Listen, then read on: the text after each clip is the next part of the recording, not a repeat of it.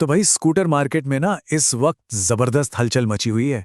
क्यों? क्योंकि सुजुकी ने भारत में एक एकदम रहस्यमयी नए स्कूटर का टीजर जारी कर दिया है। और अब सब यही सोच रहे हैं कि आखिर ये है क्या। चलिए मिलकर पता लगाते हैं। और देखो, सारे इशारे इसी तरफ हैं कि ये कोई छोटा मोटा अपडेट नहीं होने वाला। ना ना, सुजुकी इस बार कुछ बड़ा करने के मूड में है, कुछ बहुत इंटरेस्टिंग।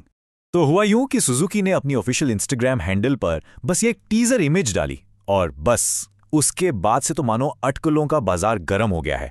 हर कोई अपनी अपनी थ्योरी लगा रहा है।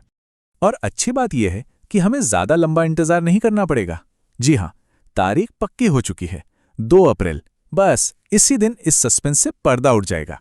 ठीक है, तो अब जरा जासूसी वाला चश्मा पहनते हैं और इस एक तस्वीर को डिकोड करने की कोशिश करते हैं। आखिर ये हमें बता क्या रही है? देखिए, सबसे पहले और सबसे साफ जो चीज नजर आ रही है वो है इसका स्प्लिट एलईडी हेडलाइट सेटअप। ये डिजाइन ना सीधे सीधे सुजुकी के बड़े इंटरनेशनल बर्गमन मॉडल्स जैसे कि 200 या 400 उनकी याद दिलाता है।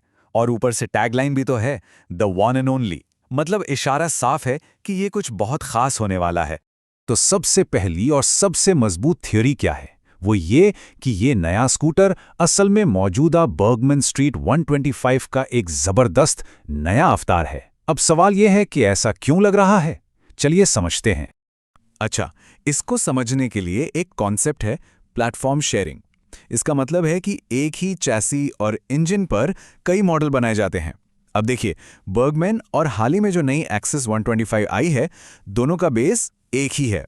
तो जब एक्सेस को इतना बड़ा अपडेट मिल चुका है तो अगला नंबर तो बर्गमैन का ही लगता है ना? बड़ा लॉजिकल सा कदम है।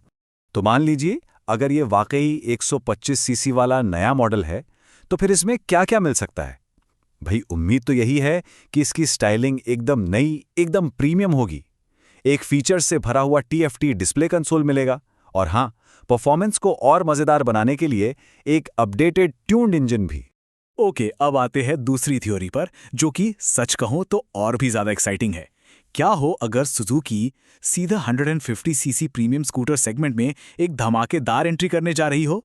अगर ऐसा होता है तो ये सुजुकी के लिए एक बहुत बड़ा गेम चेंजर साबित हो सकता है। देखिए, इंडिया में 150 से 160 सीसी वाले प्रीमियम स्कूटर का मार्केट ना बहुत तेजी से बढ़ रहा है। और इस सेगमेंट में सुजुकी अभी तक है ही नहीं। मतलब ये एक बहुत बड़ी खाली जगह है जिसे वो भर सकते हैं। लेकिन हाँ, मुकाबला आसान नहीं होगा। अगर सुजुकी एक नया बर्गमन 150 लेकर आती है तो उसकी सीधी टक्कर होगी यामाहा के एरोक्स 155 से, एप्रिलिया के SXR 160 से और टीवीएस एंटॉर्क और हीरो जूम के आने वाले मॉडल से। मतलब मैदान में पहले से ही बड़े खिलाड़ी मौजूद हैं। तो अब सवाल घूम फिरकर वही आ जाता है, 125 सीसी या 150 सीसी। चलिए, फैसला करने से पहले दोनों थ्योरीज को आमने सामने रखकर तौलते हैं। तो देखिए, एक तरफ है 125 सीसी का अपडेट। ये एक सेफ दाव है, एक लॉजिकल कदम, क्योंकि ये नई एक्सेस 125 के साथ अपना प्लेटफॉर्म शेयर करेगा और फोकस होगा प्रीमियम फीचर्स और स्टाइल पर। वहीं दूसरी तरफ है 150 सीसी वाला साहसिक कदम। ये एक सरप्राइज होगा जो सीधे बढ़ते हुए प्रीमियम मार्केट को टारगेट करेगा और सही बताऊं तो पूरे सेगमेंट में खलबली मचा सकता है। और रुकिए, कहानी अभी खत्म नहीं हुई है। सुजुकी ने 2 अप्रैल के इवेंट के लिए इनवाइट्स भेजने भी शुरू कर दिए हैं। तो ये पक्का है कि लॉन्च से पहले हमें 1-2 और टीजर देखने को जरूर मिलेंगे जो इस सस्पेंस को और बढ़ाएंगे। तो अब सबसे बड़ा सवाल यही है, क्या सुजुकी अपने क्लासिक स्कूटर को एक नया शानदार अपडेट दे रही है, या फिर वो एक बिल्कुल नया खिलाड़ी मैदान में उतारकर पूरे मार्केट को हिलाने की तैयारी में है? इसका जवाब हमें 2 अप्रैल को ही मिलेगा।